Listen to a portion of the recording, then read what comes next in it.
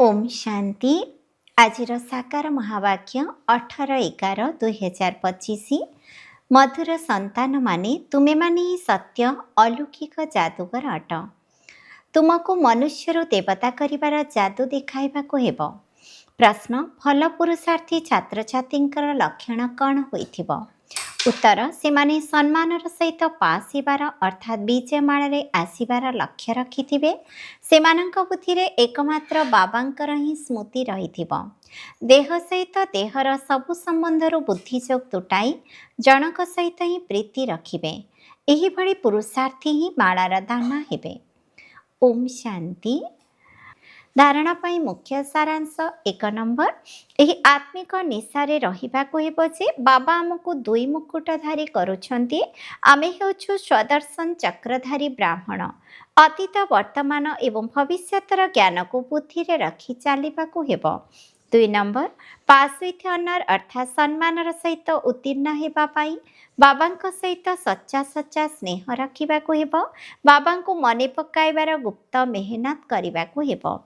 वरदान, निजर double light स्वरूप द्वारा आसुथिबा विघ्न गुड़िको अतिक्रम करुथिबा तीव्र पुरुषार्थी हुआ। आसुथिबा विघ्न गुड़िकरे थकी पड़िबा बा निराश हेबा परिवर्ते गोटे सेकेंड भितरे निजर आत्मिक ज्योति स्वरूप एवं निमित्त भावरे डबल लाइट स्वरूप द्वारा हाईजंप दियो। विघ्न रूपी पत्थर को भांगिबारे समय नष्ट कर नाही। गोटे सेकेंड रे लंफ दी अतिक्रम कर। टिके विस्मृति कारणरू सहज मार्ग को मुस्किल कर नाही। निज जीवनर भविष्यतर श्रेष्ठ लक्ष्य को स्पष्ट भावरे देखिबा सहित तीव्र पुरुषार्थी हुआ। बापदादा बा विश्व तुमको जेउ दृष्टि रे देखुचंती सेही श्रेष्ठ स्वरूप रे सर्वदा स्थित होई रुह। स्लोगान, सर्वदा खुशी रे रहिबा एवं खुशी बांटिबा एहा ही सबुठारो बड़ महानता अटे। अव्यक्त इशारा, अशरीरी अथवा विदेही स्थितिर अभ्यास को बढ़ाओ। वर्तमान संगठित रूप से गोटे ही शुद्ध संकल्प अर्थात एकर स्थिति निर्माण करिबार अभ्यास कर।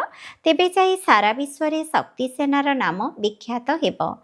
एथिपई जेबे इच्छा शरीरर आधार निय एवं जेबे इच्छा शरीरर आधार छाड़ी निजर अशरीरी स्वरूप रे स्थित होई जाओ।